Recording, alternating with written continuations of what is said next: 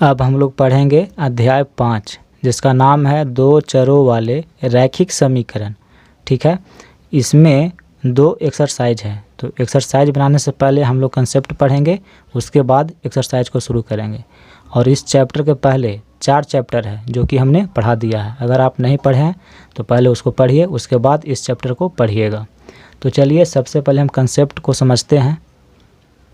देखिए यहाँ पे हम लिखे हैं कक्षा 9, चैप्टर का नाम है दो चर वाले रैखिक समीकरण, जिसे इंग्लिश में लीनियर इक्वेशंस इन 2 वेरिएबल्स कहते हैं। ठीक है, ये आपका चैप्टर 5 है। देखिए दो चर वाले रैखिक समीकरण, इसको पढ़ने से पहले हम पढ़ते हैं कि एक चर वाला रैखिक समीकरण क्या होता है। ठीक है, जिसे इंग्लिश में लीनियर इक्वेशन इन 1 वेरिएबल कहते हैं। देखिए इसका परिभाषा है, यदि a और b दो वास्तविक संख्याएं हो और a नॉट इक्वल टू 0 हो तो ax प्लस b बराबर 0 के रूप का समीकरण चर x में एक रैखिक समीकरण कहलाता है। ठीक है, देखिए रैखिक समीकरण का व्यापक रूप ये होता है ax प्लस b बराबर 0, जहाँ a नॉट इक्वल टू 0। देखिए a 0 नहीं होना चाहिए, b 0 हो जाए कोई दिक्कत नहीं है, लेकिन इसको 0 नहीं होना चाहिए। ठीक है, अगर a 0 हो जाएगा तो फिर इसका मान 0 हो जाएगा, तो फिर चर क्या होगा, चर हट जाएगा, तो इसमें फिर चर बचेगा ही नहीं, तो फिर एक चर वाला रैखिक समीकरण नहीं कहलाएगा। इसलिए a जो है 0 नहीं होना चाहिए। ठीक है, और a b belongs to r, यानी a b जो है ये वास्तविक संख्या होता है। ठीक है, अब देखिए रैखिक समीकरण का, एक चर वाला रैखिक समीकरण का हम कुछ एग्जाम्पल यहाँ लिखे हैं। यहाँ देखिए 5x प्लस 6 बराबर 0। इस रैखिक समीकरण में देखिए कि x क्या है, एक चर है और इसका घात कितना है, 1 है। ठीक है, और a not equal to 0, a 0 के बराबर नहीं है। 5 6 क्या है, तो वास्तविक संख्या है, तो हम कहेंगे कि ये जो है एक चर वाला रैखिक समीकरण है। यहाँ देखिए ये भी जो है एक चर वाला रैखिक समीकरण है, इसमें चर क्या है, तो z है। ठीक है, a नॉट इक्वल टू 0 है। अब देखिए 2y बराबर 0, इसमें b जो है, b का जो मान है 0 है। ठीक है, तो b 0 हो जाए उससे कोई दिक्कत नहीं है, a 0 नहीं होना चाहिए, और इसमें a का मान 2 है, तो ये भी जो है आपका एक चर वाला रैखिक समीकरण है। अब देखिए नोट में हम यहाँ लिखे हैं कि एक चर वाले रैखिक समीकरण का एक हल होता है। ठीक है, अगर एक चर वाला रैखिक समीकरण है तो उसका केवल एक हल होता है, इसको याद रखिएगा।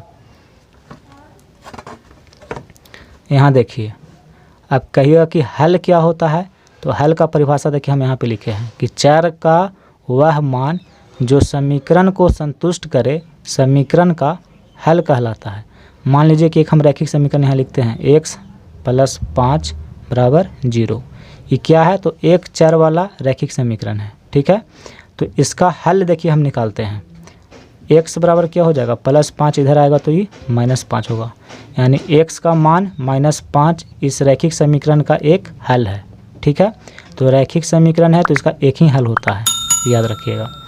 तो इस, अब देखिए अब x का मान हम क्या करेंगे, इस समीकरण में रखेंगे, तो x के जगह पर हम रखेंगे -5 और +5 है बराबर 0। तो -5 में +5 जोड़िएगा तो 0 हो जाएगा, और बराबर के साथ क्या है 0, तो इधर भी 0 है इधर भी 0 है, यानी समीकरण को यह क्या कर रहा है, संतुष्ट कर रहा है। ठीक है, तो हम कहेंगे कि ये जो 5 आप देख रहे हैं -5, इस समीकरण का एक हल है।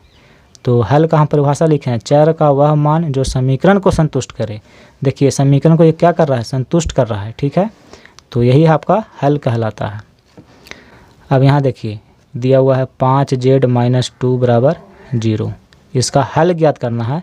तो कैसे करेंगे, तो 5z बराबर, ये -2 इधर आ जाएगा तो प्लस में 2 हो जाएगा, तो z बराबर क्या हो जाएगा 2/5, यानी कि इस रैखिक समीकरण का एक हल है 2/5।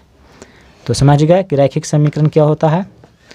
अब हम लोग पढ़ेंगे कि दो चर वाले रैखिक समीकरण, जो आपका चैप्टर का भी नाम है।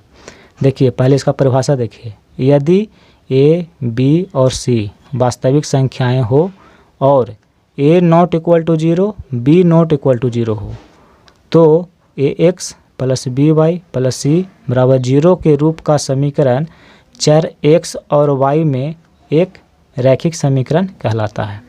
तो रैखिक समीकरण का व्यापक रूप इस प्रकार होगा, ax plus B Y plus C बराबर 0, जहाँ A B not equal to 0। ये दोनों को 0 नहीं होना चाहिए।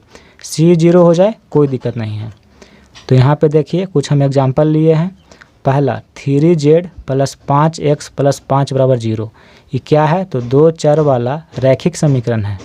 देखिए z का पावर कितना है 1, x का पावर कितना है 1, तो ये क्या है? रैखिक समीकरण है, एक घात है और इसमें दो चर है, एक z है और दूसरा x है, तो दो चर वाला ही रैखिक समीकरण है। ठीक है, इसमें a और b 0 नहीं है।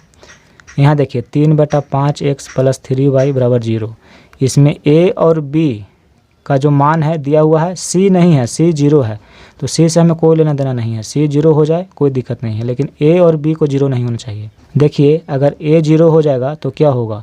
तो अगर a 0 हो जाएगा तो x का मान 0 हो जाएगा। ठीक है, तो बचेगा 3y, तो फिर दो चर वाला रैखिक समीकरण नहीं रहेगा, फिर एक चर वाला रैखिक समीकरण हो जाएगा।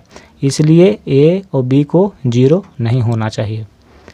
यहाँ देखिए 5x माइनस 2y बराबर 0, ये क्या है? तो दो चर वाला रैखिक समीकरण है। अब चलिए यहाँ हम लिखे हैं कि दो चर वाले रैखिक समीकरण के अनगिनत हल होते हैं। याद रखिएगा, ऑब्जेक्टिव क्वेश्चन में पूछता है कि दो चर वाले रैखिक समीकरण के कितने हल होते हैं, तो आपको लिखना होगा अनगिनत। ठीक है, अब कहिएगा कैसे? तो देखिए यहाँ पर हम एक एग्जाम्पल लेकर के आपको समझाए हैं। चलिए इसको हम समझाते हैं।